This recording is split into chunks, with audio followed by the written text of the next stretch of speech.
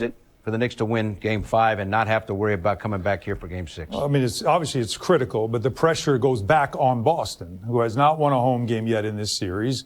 You don't know what the situation is going to be with Jason Tatum, but there's tons of pressure now on the defending champs. So for the Knicks, it's not that you play softer or you feel like you have it in the bag, but you know that they're the ones that are under pressure. You remember what that was like when they came in for Game 3, and you make sure you match it. Yeah, you got to be ready for game. You play every game. Every game starts at 0.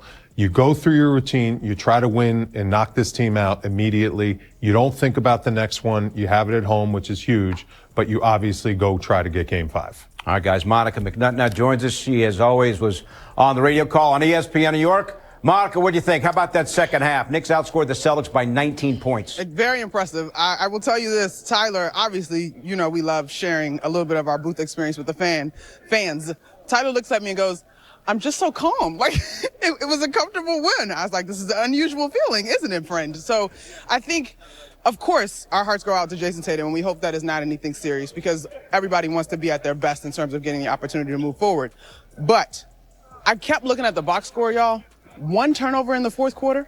And I think as much as we talk about Jalen Brunson, who is clutch, he had 8 points in the fourth quarter. He had 18 points in the third quarter. And Karl Anthony Towns was huge. We also should be having conversations about clutch rebound performance, clutch defensive performance, clutch, just clutch attention, right? In terms of this team being able to support him and his scoring, and Mikal Bridges, who had a big fourth quarter, but everybody else doing other things. And I immediately thought about what Tibbs said about rebounding runs after Game 2 when you look at that team being able to go on an 11-0 run to take the lead into the fourth. Monica, that's something I was going to talk about when it comes to the box score. Before the game, I said this is a game where all hands are on deck. Every name in the box score has to have done something, accomplished something in this game. And when you look at the box score, it does feel like every player from OG Anunoby, Josh Hart had every column filled with something, and Towns with his double-double again. Brunson, obviously, his brilliance, and then Bridges early in the fourth quarter. You got help off the bench. Their bench didn't do any damage whatsoever against your team. This very much felt like every single player brought something to this game, didn't it? I agree with you. And it reminded me, and I keep going back to Game 3 versus the Pistons. Everybody was a star in their role. It didn't seem like anybody was pressing. Everyone understood the tasks in front of them. I thought this team did a great job of competing on the defensive end, whether it was the mostly switches that we saw, even when there were moments where there were mismatches in terms of size. I mean, I was really baffled at the half, though, by the disparity in the free throw opportunities, but I thought they did a great job of staying focused because we've seen this team at points allow the lack of whistles going in their favor to become a distraction, and they did not do that tonight. Monica, I love when you said how the Knicks only had 1 turnover in the fourth quarter. When it is clutch time and crunch time, Tom Thibodeau has these guys so organized compared to the way the Boston Celtics run their offense. What were you seeing just down the stretch as far as all the guys just being in the right place at the right time? Wally, I think it goes back to my key in coming into the ball game. I thought they were decisive. In the clutch in particular, it is so clear the ball's going to go to Jalen Brunson, and he's going to make the necessary decision. But even leading up to that, I thought they had a much better rhythm about themselves in terms of execution, in terms of getting to the old boards. Like, they just played with more confidence. And we talked about it as we closed out on the radio. I'm not going to say every time this team loses, they bounce back. But we have seen this team, particularly down the last stretch, the last 2 months or so of the regular season into the postseason, they seem to relish at the opportunity to get it right. And tonight they got it right in fine fashion.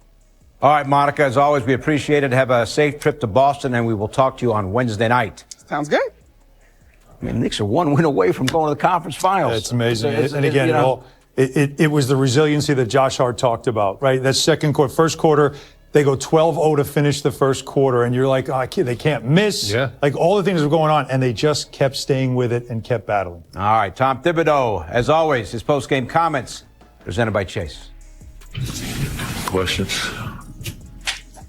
Tom, obviously, they did hit some tough shots, but it felt like you guys were pretty connected for most of the part, defensively, offensively, good in the second half. What did you think of this group's performance in totality? Well, I thought, they hit us early, and obviously, we got in a hole, but I love the way we fought back, showed a lot of toughness and more discipline in the second half, and then timely plays, everyone working together on both ends of the floor. So I think it starts with your defense.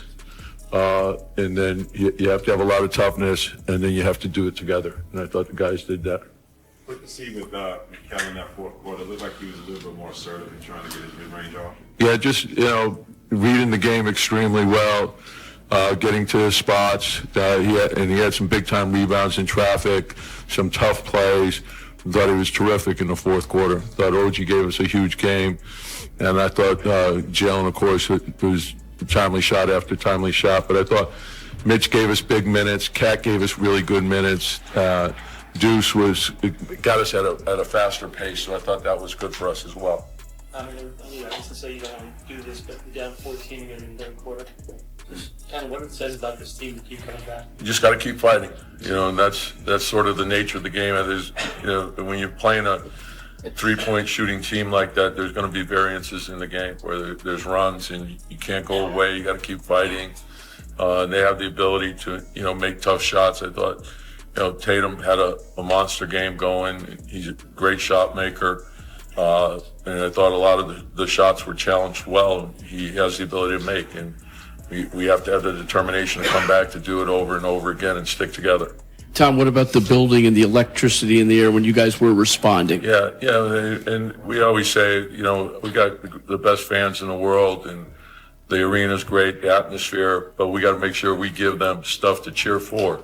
So I think it's important to understand what goes into winning, and you have to earn your wins in this league. They're not given to you. And so the building is not going to win the game.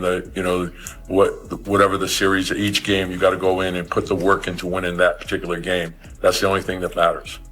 Tom, you mentioned OG and what he gave you. It looked like he grabbed at his hamstring late in the first quarter, went to the locker room, came back. Just what did you see from him after he came back and the shots that he hit in the second? Yeah, just, toughness, timely plays, flying all over the place. That was a huge steal that he made for us. But he's so disruptive. It's not only, and look, when you're guarding a guy like Tatum, there's a lot of stuff that he has to navigate through. And there's times you defend him well and he's still going to make, but to do it over and over and not get deterred and to keep fighting and then to make those plays that he made in the fourth quarter says a lot about him. And there was a lot of talk earlier in the series about Mitch and the free throws, but they didn't foul him tonight, but he gave you a bunch of offensive rebounds again. Just what kind of lift did he give you? Same thing. I think he and Cat played really well together. Josh was in foul trouble, so the two bigs and his defense, the offensive rebounding, that's huge for us. Tom, you guys have kind of flipped the switch with the defensive rebounding the last game and a half. How important has it been to keep them off the offensive? Well, it's huge because you got to finish your defense against them. You can get the initial part right, and then you can challenge the shot, and then they're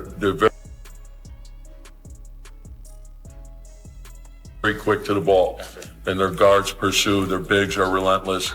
You got to make sure you're getting bodies on them, and when you're switching, sometimes you got smalls on bigs, but you have to have the toughness to get the job done. Just get up in there and battle.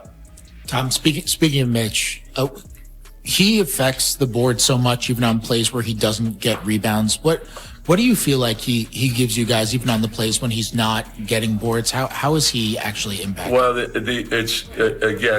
it's the pressure he's putting on the rim, and then the threat of the offensive rebound and the extra possession. What's your favorite team? Comment below, and if you liked the video, please leave a like. This really helps the channel grow and brings you even more content. Oh, and if you're not subscribed yet, what are you waiting for? Click the subscribe button and activate the bell to receive all notifications. With each game, we noticed that the NBA is getting more competitive every day, and all the teams are looking for reinforcements to win the championship. And only here can you follow your favorite team daily with incredible content from different sources. Here on the channel, there are new videos every day with analysis, curiosities, and the best moments in basketball. That's it for today, folks. Thanks for following along. The NBA doesn't stop, and neither do we. Until the next video. NBA, the passion that connects us.